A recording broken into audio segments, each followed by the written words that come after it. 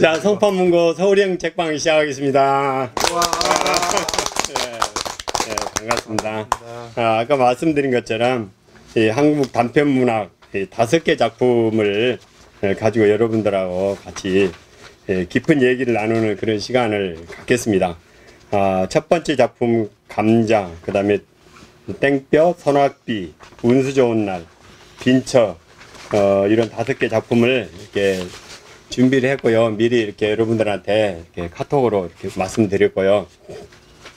자, 그러면 이거를 이제 시작하기 전에요. 제가 퀴즈를 내서 두 분한테 상품을 드리겠습니다. 자, 이게 5개 작품의 공통점을 이렇게 뭐에 대한 건지 공통점을 얘기를 해주시면 좋겠습니다. 먼저 이렇게 B 한번 누르시고. 예. 물론 이건 다 그 일제 강점기 때. 네, 그것만 해주십시오. 그거, 예. 그것만. 예, 많습니다. 네.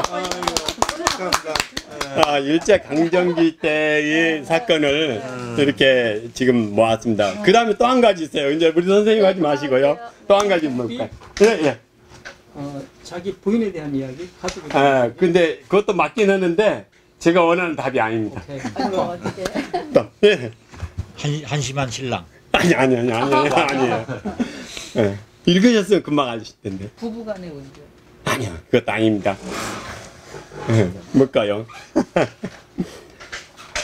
공통점이 있어요. 비극. 죽음, 예? 죽음에 대한 이야기. 아니, 죽음이 아닌 것. 이 죽음? 뭐야? 죽음 아니고요. 안 죽은 것도 있어요. 안 죽은 것도. 힌트가요. 빈곤 있고. 네, 빈곤 맞습니다. 가난. 네, 가난 맞습니다. 맞아. 네. 이 작품 5개가 전부 가난, 아주 찌든 가난에 대한 것, 그리고 일제 강점기 때 일어난 일, 그것만 모아가지고 했습니다. 그리고 이제 이 단편문학이 작품성이 별로 없는 작품도 꽤 많아요. 근데 이 5개 작품은 그래도 작품성이 있습니다. 근데 이거 말고도 제가 이제 오발탄이라는 작품이 있거든요. 오발탄이 뭐 주인공 여동생은 양공주, 그 다음에 자기 엄마는 치매 걸려가지고 가자 하루 종일 그렇게 하고, 자기 남동생은 이렇게 은행 강도를 저지르고 정신없는 그런 그 단편이세요. 근데 이제 그거는 일제 강점기가 아니고 6.25 이후의 일이기 때문에 제가 이걸 안 냈고요. 그 다음에 하나가 그걸 제가 못 찾아서 이제 안 했는데요. 나중에 여러분 한번 찾아보세요. 딸을 여기다 팔아먹고 그 다음에 정신 못 차리고 우리 딸 하나 또 낳자 뭐 이렇게 말하는 그 단편이 하나 있어요. 근데 제가 기억이 안 나서 그걸 찾다가 이제 못 찾았습니다. 그리고 이제 오늘 이제 여기에 나오는 화폐의 단위가 이렇게 있는데요.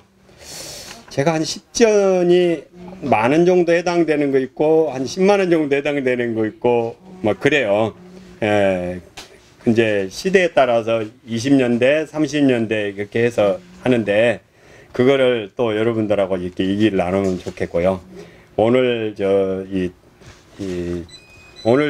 이게 이 행사를 위해서 제가 소품도 준비를 했습니다. 자, 그럼 먼저 감자를 보겠습니다. 감자는 여러분 굉장히 유명한 이제 김동인 작가 그분. 감자 이게 무대도 평양시입니다. 이렇게 여러분 읽어보셨겠지만 이제 그 간단한 얘기를 이제 하자면은 이 복녀의 집은 이렇게 선비의 집이고 이렇게 여절이 강조되는 그런 집에서 이렇게 태어났는데 호레비한테 80전이라는 돈을 이제 받고 그쪽으로 팔지 않았습니까? 그럼 80전이 지금 얼마나 될까요?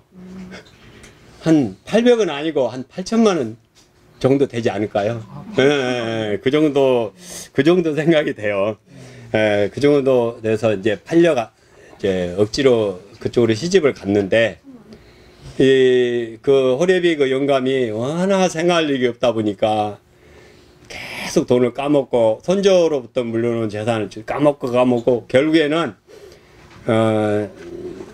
여기에 이제 칠성무이라고 그 앞에가 오직 가난하고 막 빈민 사람들만 모여서 그 형편없이 사는 사람들 그 틈에 그것까지 몰려온 게 된 거죠. 그렇게 원래 됐는데 이게 복녀가 너무 가난하다 보니까 그렇게 지내고 있는데 송충이 잡이를 공공근로, 요즘에 말하는 공공근로를 해가지고 이렇게 그걸 모집을 해요. 근데 거기에 이제 선택이 돼요. 근데 왜 그러냐면 제가 여러분 송충이 잡이 나가보셨어요? 송충이 잡이 나가보셨습니까? 뭐 작가 같은 거서 송충이 잡아서 네. 이렇게 내고 막 그랬던 네, 그렇죠. 학교 다닐 때 동원된 적 있죠. 했어요. 있죠. 학교 다닐 때 했어요. 네, 그러니까요. 근데 송충이 잡이를 하는데 소나무가 이렇게 있지 않습니까? 근데 그때는 뗄나무를 하느라고 정말 우리 키 정도 되는 이 가지는 없어요.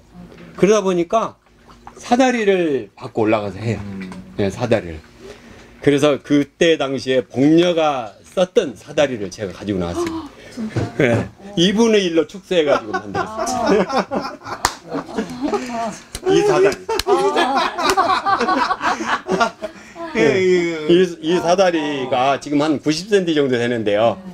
아마 2m 정도 돼야 아마 그걸로 받치고 일을 할 거예요.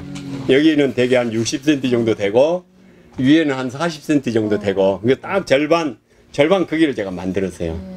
이거를 소나무에다가 딱 이렇게 걸치고 이제 올라가서 이렇게 젓가락으로 젓가락으로 피크 받는구나. 그렇죠. 그래가지고 밑에 이제 이런 유리병 같은 데다가 물 같은 거 담은 데다가 이렇게 넣어요. 그러면 들어가서 이제 줍고 사이다병에다가 그런 데다 넣고 이겁니다. 혹시 또 만들었네. 혹시 이거 정말 집에 꼭 놔두고 싶은 사람 있으면 이제 만드셨다고요? 말씀하세요. 아 만든 거요? 제가 가져가도 돼요? 집에 좀 뭔가 두고 싶다. 갖고 싶습니까? 그게 아니라 제가 좀 저기 그 집 유리창 청소하기 필요할 것 같아요. 그건 좀 약할 거예요. 근데 의자보다 높죠? 의자보다 높죠? 아니 넣죠. 그러면 약해요? 그러면 제가 조끼 하나 만들어 드릴게요. 아니. 그냥 소품. 소품으로. 소품으로는 별로 제가 양보하겠습니다. 그래서 이제 이게 복녀가 그러는데 송충이 잡이를 하다가 여러분 아시다시피 가만히 보니까 밑에서 시끌시끌 하는데 어떤 사람들이 이 송충이도 안 잡으면서 돈을 받아가고 자기분 더 많이 받아가고 그래요. 근데 이 복녀는 그때 32전을 줬다고 그래요. 근데 그 사람은 뭐 한 50전 이렇게 받고 그런 것 같아요. 그러니까 놀면서 돈을 더 받으니까 화가 나죠. 그러고 있는데 그쪽에 감독관이 복녀 너 이리 와봐 해가지고 이제 가가지고 이제 이제 그 성매매를 이렇게 하게 된 겁니다. 근데 이제 이 복녀가 그날까지도 절대 타락이 안 됐어요. 이 작품에 보면은 이제 여기 선비 집안에서 태어나서 그래서 이제 거기서 알고 갔어요. 막 이렇게 막 가슴이 둥둥 뛰고 이런 표현도 있고 근데 알고 가서 한 번 이제 타락이 되니까 그 뒤로 쉽게 이렇게 타락이 되지 않습니까? 그래서 거기 그래서 이제 그게 이 타락길로 빠져드리는 거예요. 근데 어느 날 이제 그렇게 하다가 왕서방네 그 칠성문 앞에 왕서방네 농장 같은 데서 감자를 훔치다가 들켜요. 그래서 이제 왕서방이 너 이리 와 해가지고 왕서방이 갔는데 거기서 이제 왕서방이 가만 이제 너 이렇게 가만 안 두죠. 그래서 이제 거기서 또 몸을 근데 거기서는 더 많은 돈을 받고 이제 복녀가 거기서 이 날마다 이 매음을 하는 거예요. 근데 이제 이게 타락이 어느 정도 심했냐면 이제 왕서방이 이 복녀하고 그런 자기 집에서뿐만 아니라 왕서방이 또 다시 복녀네 집으로 또 가요. 복녀네 집으로 가가지고 거기서 또 이렇게 그런 매음을 해요. 근데 이게 복년의 집에 가면은 복녀 신랑이 자리를 피해 주는 겁니다. 자리를. 알고 있다는 거예요? 그렇죠. 이제 처음에는 이제 뭐 알게 되죠. 알게 됐는데 왜냐면 이맘때 와 가난하니까 그거가 지금 도덕관하고 완전히 틀린 거예요. 근데 이제 이런 작품이 내가 이게 두 가지 더 발견했어요. 하나는 이 다음에 나오는 작품 소낙비라는 그 작품에 보면 이게 돈 받고 이제 매음을 하는데 자기 남편이 알아요. 자기 남편이 나중에 알게 돼요. 나중에 알게 되고 그다음에 여러분 또 이상의 날개라는 작품 읽어보셨죠? 이상의 날개를 보면은 거기는 처음부터 이제 결혼 초부터 이 이상 부인이 몸을 팔아요. 그러니까 원래 몸을 파는 그 여자를 만나서 이제 결혼을 한 것 같아요. 그러는데 부인 방이 문 앞에 있고 그 뒤에가 그러니까 이 주인공 그 남자 방이 있는데 그 부인이 뭐라 하냐면 절대 일몰부터 밤 12시까지는 절대 어떻게 얼씬도 못하게 해요. 이상 작품에서요. 얼씬도 못하게 하는데 그 주인공이 두 가지 선택해야 해요. 밖에서 계속 밤 12시까지 있을 건지 안 그러면 방 안에 있으면 12시까지 집을 안 나오든지 두 가지 선택을 해야 하는데 처음에는 집에 계속 있었어요. 그러니까 너무너무 답답하니까 이제 나갔죠. 나가가지고 이 12시까지 기다려서 이제 집에 들어가요. 근데 그 부인이 그런 매음을 하면서 이게 동전으로 이렇게 줘요. 그 남편을 이렇게. 그래서 처음에는 이 부인에 대해서 진짜 이 소설 속에서는 전혀 모르고 영국거리다고 생각을 해요. 근데 한 번은 8시 이제 밖에 나갔는데 8시쯤 됐는데 비가 막 오고 비 다 맞고 막 춥고 막 으스스 하니까 할 수 없이 8시쯤에 집에 들어왔어요. 그래서 이제 문을 그냥 열고 들어가다가 그거를 딱 발견을 보게 되는 거예요. 보게 되는데 사람들이 대부분 이상의 날개를 어렵게 생각하는 부분이 뭐냐면 그 뒤로부터 이렇게 여러 가지 갈등을 하는데 그 부분이 이해가 좀 안 된다고 그러는데 그 장면을 본 뒤로부터 그 주인공이 굉장히 혼란을 느끼는 거예요. 그거를 써놓은 거예요. 근데 그 사람들이 그 이해를 잘 못하는데 그다가 끝부분에 뭐냐면 그 유명한 날자구나 이런 게 나오거든요. 근데 뭐냐면 이제는 정신적인 고민, 고통에서 이제 완전히 해방이 돼서 그런 표현을 쓰는 겁니다. 이제 이미 마음은 이제 정해졌죠. 내가 그 여자를 떠날 건지 어떻게 할 건지는 다 마음이 정해진 거죠. 그리고 다 비밀이 밝혀지고 그래서 너무 마음이 홀가분해서 날자 이렇게 해서 이제 표현을 한 건데 대부분 잘 그 부분을 이해를 못해요. 근데 오늘 감자나 그다음에 아까 소낙비나 이런 거를 읽어본 사람들은 이상의 날개를 이해를 하게 돼요.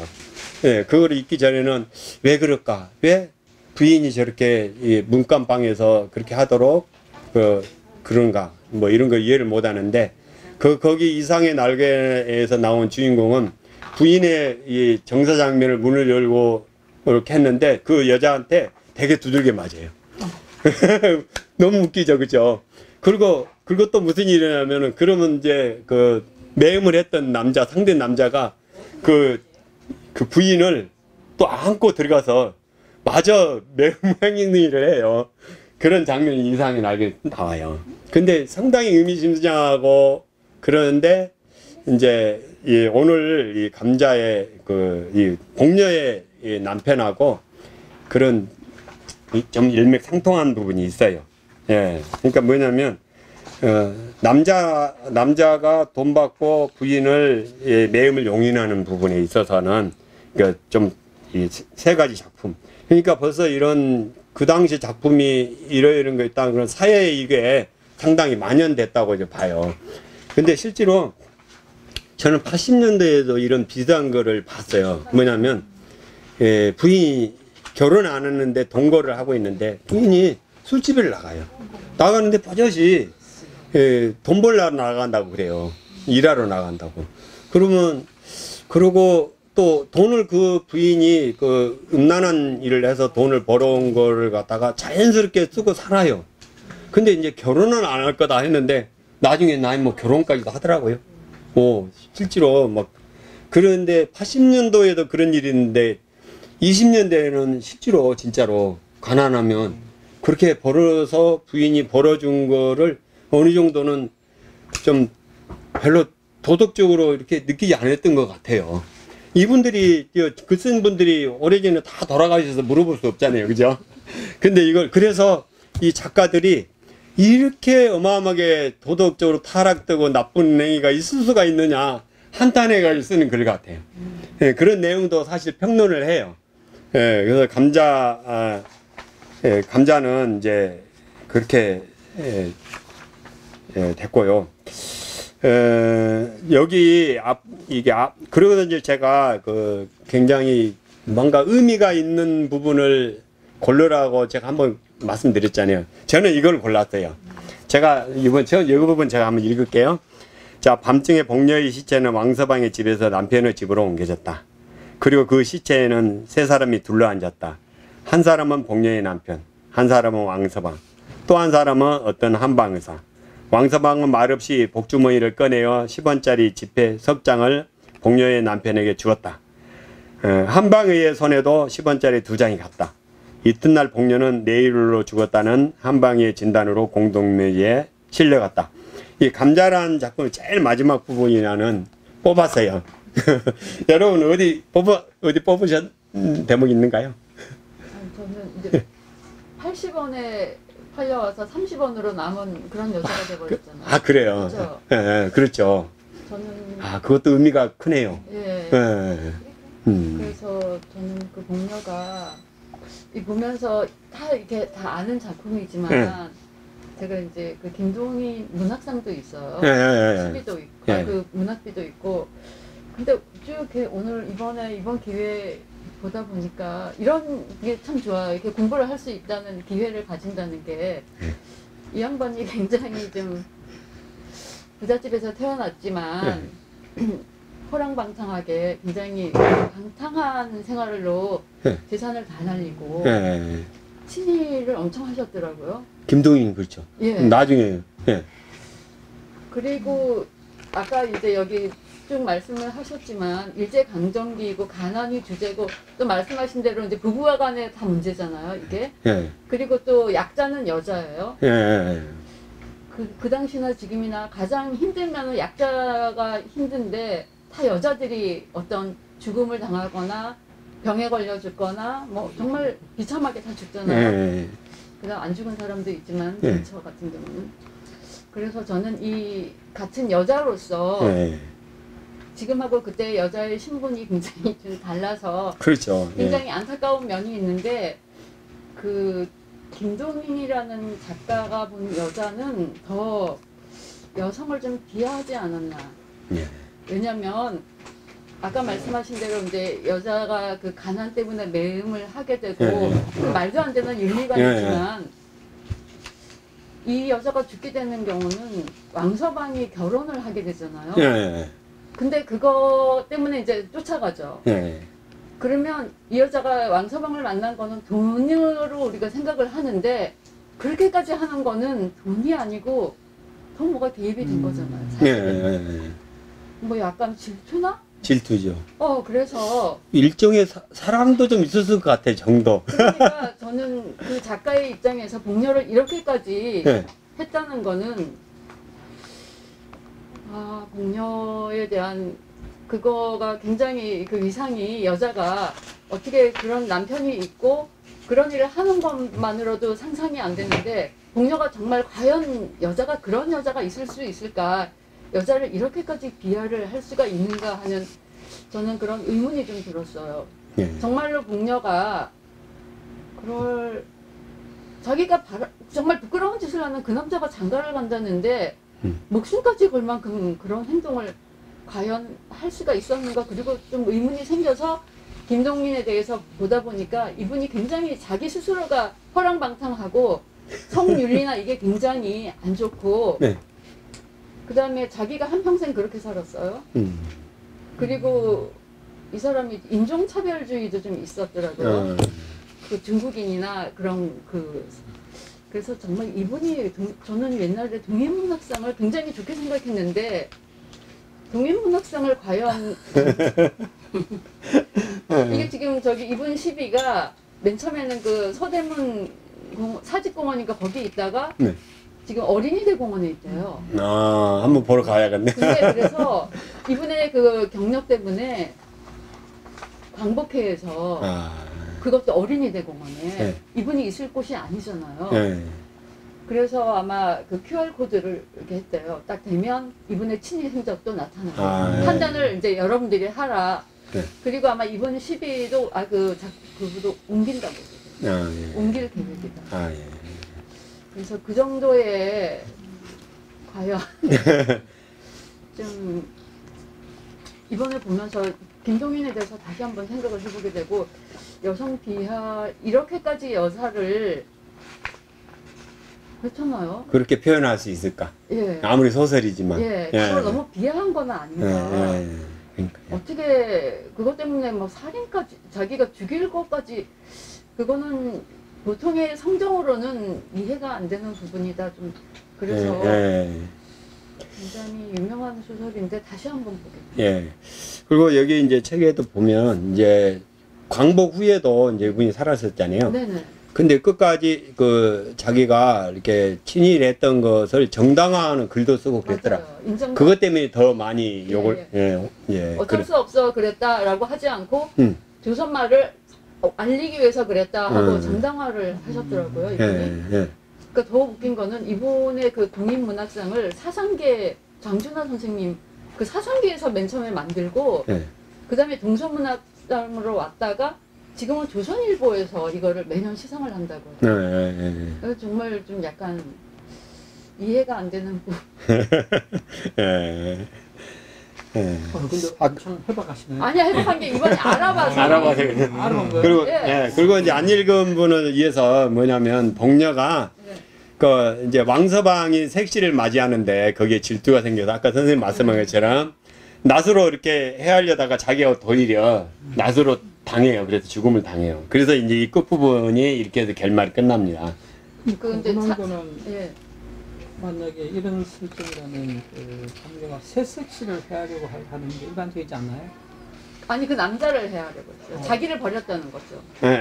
그렇죠. 처음에 그랬죠. 경쟁자를 제거하는 그런 게 개념이 아니라 그래서 경쟁자를 해야 왕서방을 해하려고 그랬죠. 왕서방을 나를 이럴 수가 있느냐. 이건 완전히 치정처럼 이게 몰고 갔다는 게 이거는 복녀를 두 번 죽인 거예요.